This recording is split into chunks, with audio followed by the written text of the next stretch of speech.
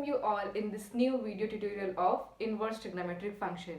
You very well know that this is the concept from chapter number 2, 12th maths.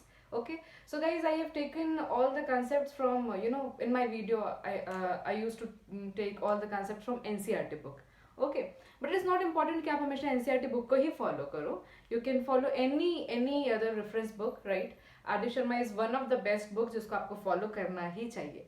ठीक है. So my today's topic is principal value branches of all inverse trigonometric function. ठीक है. अगर आपने इसके पहले वाला वीडियो विजिट नहीं किया है which was the introductory part of inverse trigonometric function, तो बिल्कुल विजिट कीजिए. ठीक है. जैसे ही हमने इंट्रोडक्टरी पार्ट फिनिश किया उसके बाद अपन कहाँ आ गए, यहाँ प्रिंसिपल वैल्यू ब्रांचेस को देखने के लिए. ठीक है. हम प्रिंसिपल वैल्यू ब्रांचेस को क्यों पढ़ रहे हैं? एज आपने नॉर्मल ट्रिग्नोमेट्रिक फंक्शन में उसके रेंज को देखा है, उसके रेंज को पढ़ा है, उसको ड्रॉ किया है, वैसे ही यहाँ पे इनवर्स ट्रिग्नोमेट्रिक फंक्शन का बिहेवियर उससे कैसे डिफरेंट है और कैसे इसका रेंज और डोमेन डिफरेंट आता है उसको देखना भी इंपॉर्टेंट है. वाइसो आपके एनसीईआरटी के 2.1 में जो सारे क्वेश्चंस लगे हुए हैं वो है इस टॉपिक से related, that is from principal value branch. तो आज आप लोगों को मैं चुटकियों में याद करना सिखा दूंगी, इस टेबल को बनाना सिखा दूंगी कि कैसे आपको एग्जाम में कंफ्यूजन मत हो कि इसका प्रिंसिपल वैल्यू ब्रांच क्या था, इस पर्टिकुलर फंक्शन का प्रिंसिपल वैल्यू ब्रांच क्या था. तो आज हम लोग सीखेंगे कि इस टेबल को कैसे लर्न करना है एंड ये जो डोमेन और रेंज लिखा हुआ है ये होता क्या है. ठीक है. So guys, here I have enlisted all the 6 trigonometric inverse trigonometric functions, right? Sine, cos, tan, I mean sine inverse, cos inverse, tan inverse, and reciprocal of all of that. Sine का reciprocal cosec inverse, cos का sec inverse, and tan का cot inverse. तो guys, as I have told you in my previous lecture, कि जब हम normal trigonometric function लेते हैं तो यहाँ पे we write angles either in the form of radian or degree. So sin 30 will be 1/2, right? ऐसा पढ़ाया है मैंने आप लोग को, है ना. लेकिन अगर मैंने साइन इनवर्स लिया है तो ये जो एंगल दिख रहा था नाउ, अब यहाँ पे मुझे क्या लिखना पड़ेगा, कोई नंबर लिखना पड़ेगा. अब यहाँ पे कोई मुझे रियल नंबर लिखना पड़ेगा. ठीक है. And here it will be 30 degree. So you can see the basic difference. It has been already discussed in the previous lecture also. Okay. So sine 30 is equal to 1/2 and sine inverse 1/2 is equal to 30 degree. तो आप लोग को ये चीजें शायद पता है class 11 से, दैट ये जो वैल्यू होती है this is x and this is the value of y. So this sine x is your function. तो y is equal to sine x आपको लिखा हुआ है. तो आपको पता है that domain is nothing but all the value of x where your function is defined, right. And what is the range? Range is all the value of y which has been which will get from after putting the value of x. ठीक है. तो domain मतलब सारी x की values अपन discuss करते हैं जहाँ पे वो फंक्शन डिफाइंड है, और y मतलब जब जब हम x की जो जो वैल्यू पुट करेंगे तो क्या क्या हमारे फंक्शन की वैल्यू आएगी, वो सारे के सारे रेंज है. ठीक है. तो आपने देखा कि अगर मैं नॉर्मल ट्रिग्नोमेट्रिक फंक्शन जब स्टडी कर रही थी उस टाइम पे आपका डोमेन होता था हमेशा एंगल और आपका रेंज क्या होता था, हमेशा कोई नंबर. अब देखिए यहाँ पे कहानी बिल्कुल भी अलग है, एकदम जस्ट उसके ऑपोजिट है ना. मैंने आपको बताया था कि साइन और sine inverse are the 2 opposite functions. ठीक है. तो आप देख रहे हैं कि यहाँ पे जैसे डोमेन आपका एंगल है तो यहाँ पे आपका रेंज देखिए, रेडियन में मैंने रिप्रेजेंट किया है and these all are the angles, right. यहाँ पे जैसे आपका y जो एक नंबर है, you can see here that your domain are written in the form of numbers. ठीक है. तो this is the basic difference. Now what we need to do, we need to discuss the domain and range of the all inverse trigonometric function, and this range is known as the principal value branch of your functions. Okay. So guys, let's look at here कैसे learn करना है. See, आपको पता है कि normal sine function का जो range था वो कितना था. यहाँ पे अपन साइन एक्स इक्वल टू लिखते थे तो यहाँ पे x की वैल्यू क्या लिख सकते थे अपन, π/2 से -π/2 तक, और वैल्यू हमेशा -1 से 1 तक आती थी. साइन की आप कोई भी वैल्यू देख लो वो कहाँ से कहाँ तक आती थी, 1 से -1 से 1 तक आती थी, राइट. उसी के बीच में वो ऑसिलेट करता है.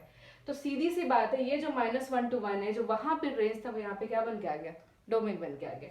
Okay, so you can see guys, here the domain of sine inverse is -1 to 1 and your range will be -π/2 to π/2. Okay, you can see I have used 2 or 3 kind of bracket. This is known as the closed bracket. The bigger bracket, the square bracket, is known as the closed bracket. It simply means that your this value and this value are included. It means whenever you will take the values, you will consider these values also there. ठीक है? And what is the meaning of this open bracket? The short bracket. It is known as the open bracket. It means whenever you will take any values, this one will be included, but this infinity is excluded. You will not take in the consideration of this value. ठीक है? This is the open bracket. And now look at here, guys. Sin inverse is equals to, इसका domain इतना है और इसका range कितना है, -π/2 से π/2.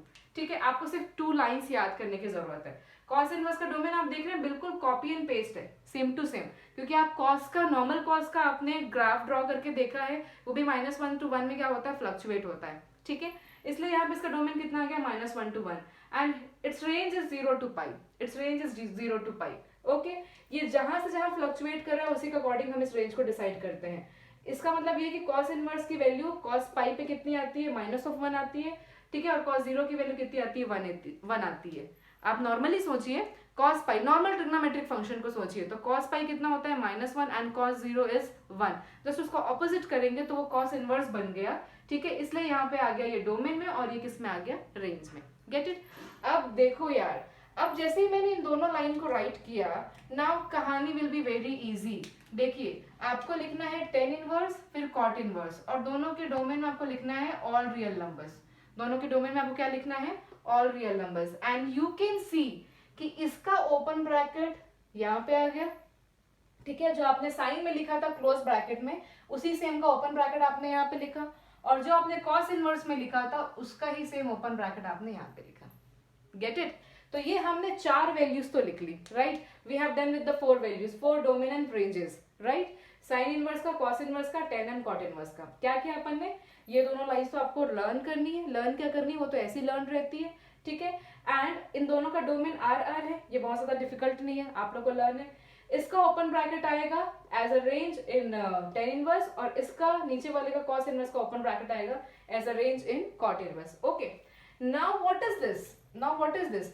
तो आप थोड़ा सा इसको यहाँ पे ब्रेक कीजिए. आप देखिए, what about cosec inverse, what about cosec inverse, range of cosec inverse. तो यू कैन सी यार, तो बिल्कुल इसी की तरह दिख रहा है, -π/2 to π/2, वो तो बिल्कुल उसी की तरह दिख रहा है, राइट.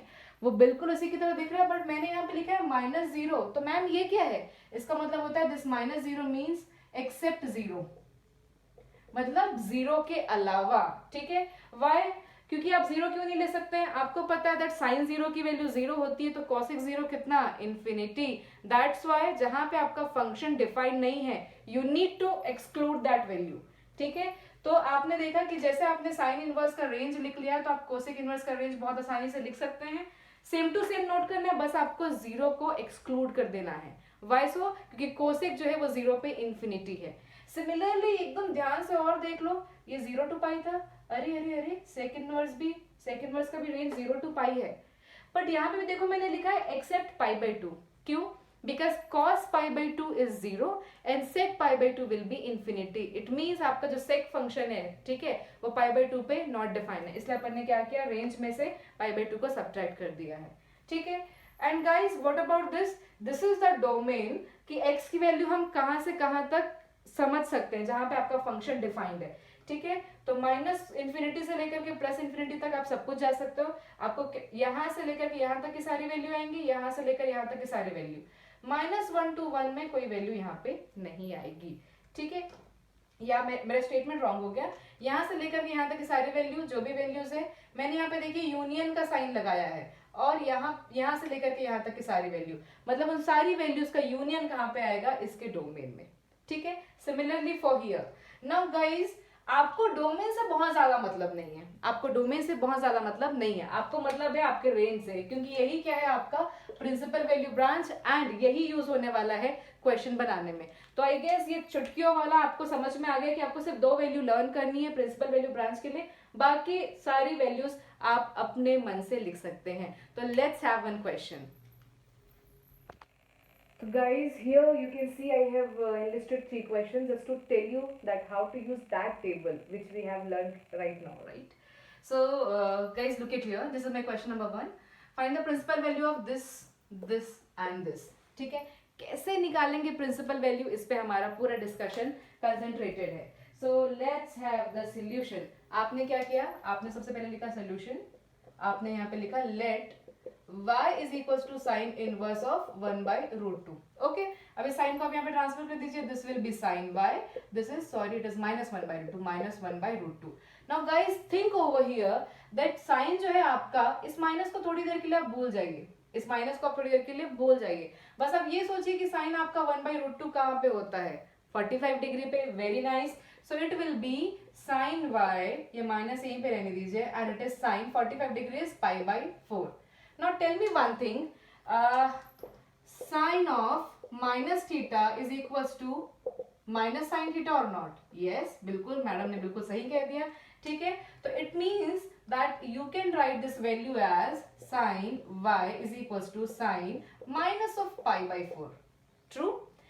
अगर मैं अब इसको देखूं, you can see कि sin sin दोनों तरफ है और यहाँ पे भी एंगल है, यहाँ पे भी. It means that y is equals to minus π/4. क्या मुझे यहीं पे आंसर लिख देना है? नहीं नहीं, मुझे चेक करना पड़ेगा that whatever the value you are getting, is it true or not.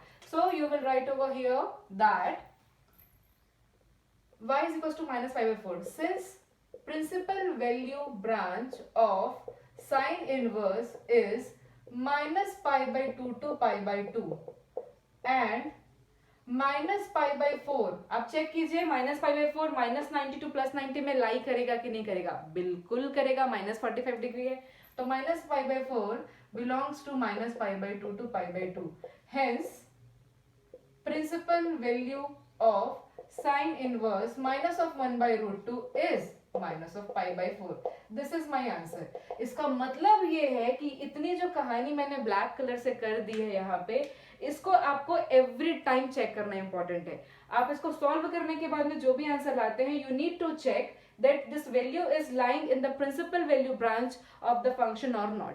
अगर वो लाइन नहीं करता है तो that will not be the answer. आपको डिफरेंट तरीके से सोल्यूशन करना होगा. ठीक है, बट ये आप लोग का सबसे फर्स्ट क्वेश्चन था, इसलिए बहुत ही इजी रखा हुआ है. आई गेस ये आप लोग को समझ में आ गया है. So let's rub it and let's have second question. Second question is in the form of cos inverse. Okay, so let's have it. Question number 2. Question number 2 is this. So again I'm doing let y is equals to cos inverse of minus of 1/2. ठीक है, the same process I'll repeat. Cos of y and it is equals to minus of half. Now guys, फिर से मैंने ये बोला कि इस minus को आप भूल जाओ और सोचो कि cos की वैल्यू 1/2 कहाँ पे होती है? 60 डिग्री पे. ठीक है, cos 60 is what? 1/2. So here I'm writing cos y is equals to minus of cos π/3. Π/3 is 60 degree. Okay. Now tell me the formula which I have used for sin theta, is it true for cos theta? As I will write cos minus of theta is equals to minus cos theta. Maybe some of you will say yes, but it is not yes. It is wrong. ठीक है, ये ऐसा नहीं होता है. तो अपन directly we can not change it. तो जब भी आपको कॉस का सीन मिलेगा, यू नीड टू थिंक कि कॉस कहाँ पे नेगेटिव होता है. ठीक है, कहाँ पे नेगेटिव होता है? यहाँ पे तो all ratios are positive. Here sine and cosec are positive. Here tan and cot positive. Here cos and sec positive. इसका मतलब ये है इन दोनों जगह पे कॉस और सेक पॉजिटिव होते हैं. So here and here cos and sec will be negative. तो जैसे मैं अगर इस बिगिनिंग ओरिजिन वाले एक्सिस से मैं स्टार्ट करती हूँ ट्रैवल करना, तो मैं सेकंड क्वाड्रेंट में आती हूँ जहां पे मेरा कॉस नेगेटिव है. थर्ड क्वाड्रेंट नहीं ले सकते हैं क्या? ले सकते हैं, लेकिन आपको जो पहले जो क्वाड्रेंट मिलेगा आप वहां की वैल्यू चेक करेंगे. तो गाइस टेल मी, ये जो हमारे सारे क्वाड्रेंट्स होते हैं, मैंने बोला आपको that in second quadrant cos will be negative, right? So here it is 0, it is 90 and it is 180. When it is nothing but the pi. If I will travel in this quadrant, so this will be the section of pi minus of theta. Why so? Whatever the angle will be here, it will be less than 180 degree. It will be less than 180 degree. So here I can write this value as pi minus of theta. So आप लोग बताइए कि cos pi minus of theta कितना होता है? Obviously minus of cos theta होता है ना? कन्वर्जन आप लोगों ने सबने 11th में पढ़ा हुआ है. तो इसी कन्वर्जन को I'll be using here. It will be, अब मेरे को ऐसा कुछ करना है कि पाई माइनस ऑफ थीटा हो तो ये माइनस कॉस थीटा आ जाए. तो मेरे पास ये वाली वैल्यू नहीं है, अभी मेरे पास में ये वाली वैल्यू है. तो I need to change this into that. ठीक है, so it will be cos of pi minus of pi by 3. Okay, so guys देखिए कुछ भी चेंज नहीं हुआ है, अगर आप इसको सिंप्लीफाई करेंगे तो you will get pi minus of theta as minus of cos theta. Why so? Because cos ये वाली प्रॉपर्टी नहीं सेटिस्फाई करता है, इसलिए हमको क्या करना पड़ा, इसको करना पड़ा। ठीक है, तो आपने देखा this is cos y and cos of y is equal to, आप इस अंदर के ब्रैकेट को सॉल्व कर लीजिए, it will be cos of 2π/3 and y is equal to 2π/3। क्या ये मेरा आंसर है? नहीं नहीं, अभी तो मेरे को प्रिंसिपल वैल्यू ब्रांच चेक करना होगा। ठीक है, तो गाइस अब हम प्रिंसिपल वैल्यू ब्रांच चेक करते हैं। We know that principal value branch of cos inverse is कितना होता है यार, क्लोज ब्रैकेट में 0 से लेकर के पाई, मतलब 0 से लेकर के 180 डिग्री, राइट। सो ये कितना एंगल है, 2 into 180/3, this is 3 1 3 6 0, it means it is 120 degree. तो 0 to 180 डिग्री में 120 डिग्री आएगा या नहीं? डेफिनेटली आएगा। तो आप क्या लिखेंगे, since principal value branch of cos inverse is 0 to pi, we need to check this 2π/3 is belongs to this value or not. तो we got that 2π/3 is belongs to 0 to pi, right? अब क्या करना पड़ेगा, अब बस हमको answer लिखना है। therefore principal value of cos inverse minus of 1/2 is 2π/3. bingo, you get the answer right, and I guess इसमें अब कोई प्रॉब्लम नहीं होगी आपको। सिर्फ cos और sec ऐसे मतलब फंक्शंस हैं जो ये वाली प्रॉपर्टी फॉलो नहीं करते, तो आपको कहां से देखना पड़ेगा, cos और sec के लिए मैंने आप लोगों को बता दिया, सिर्फ cos और sec के लिए you need to check the coordinates, कहां पे वो पॉजिटिव या नेगेटिव होते हैं। ठीक है, बाकी लास्ट वाला क्वेश्चन देखिए। आई होप आप लोग को ये समझ में आ रहा है, और अगर नहीं समझ में आ रहा है गाइस तो you can comment me, you can mail me in my mail, description box में मेरी ईमेल आईडी गिवन है। मेरे वीडियो को लास्ट तक जरूर देखा करें, ठीक है, it will be very helpful for you, and whatever the question you are having please send me so that I can explain, I can resolve your doubts। ठीक है, अब इसको अपन रब करते हैं, फटाफट अपन थर्ड क्वेश्चन लेते हैं। This is the last question of this video, and in the next video I'll pick few more difficult questions from this topic। okay, so let's have the last question here. Again I'm letting that y is equals to cot inverse √3, and just shift the cot over here, it will be cot y and it is √3। you can see this value is positive, so think when cot will be √3, cot will be √3, cot will be √3। अरे ma'am बहुत difficult होता है, तो 10 सोच लो। आपको पता है कि साइन 60 कितना होता है, √3/2, cos 60 कितना होता है, 1/2, तो this by this will be what, 10, तो 10 60 कितना हो गया आपका √3, तो इसका रेसिप्रोकल क्या है, cot, तो 10 60 √3 है, इसका मतलब है cot 30। तो आप ऐसे सोच लो आप कि 10 30 कितना हो जाएगा, 1/√3, तो सिंपल सी बात है cot 30 कितना हो गया, √3, है ना। अगर आप लोग को टेबल लर्न नहीं हुआ है आज तक तो आप लोग को बिल्कुल ऐसा करना चाहिए। ठीक है, तो cot 30 मतलब π/6, तो you can write cot y is equals to cot of π/6 and y is equals to π/6। now the thing is, this is not the answer, I need to check the principal value branch। okay, so let's have principal value branch of cot y। तो आप लिखेंगे principal value branch of cot inverse is, आपको पता है किससे similar होता है, cos से सिमिलर होता है। cos का हमने अभी लिखा था 0 to pi, बस इसमें क्या लगाना है, these two brackets will be open, right? so it will be 0 to pi। now let's check π/6 belongs to this value or not। it is 0 to 180 degree, where 0 is excluded and 180 is also excluded। पर क्या दिक्कत है, ये तो 30 degree है, it will definitely come in between them। so π/6 belongs to 0 to pi, hence principal value of cot inverse √3 is π/6, and this is my answer। तो guys यहाँ तक हो गया आपका टेबल लर्न करना एंड कुछ छोटे क्वेश्चन सॉल्व करना जो आपके एनसीईआरटी के बुक में गिवन है। In next video we will meet with the new and little difficult questions from this topic, and तब तक के लिए मेरे वीडियो को शेयर कीजिए, लाइक कीजिए, कमेंट कीजिए और हमेशा देखते रहिए। ठीक है, thank you for watching my video guys.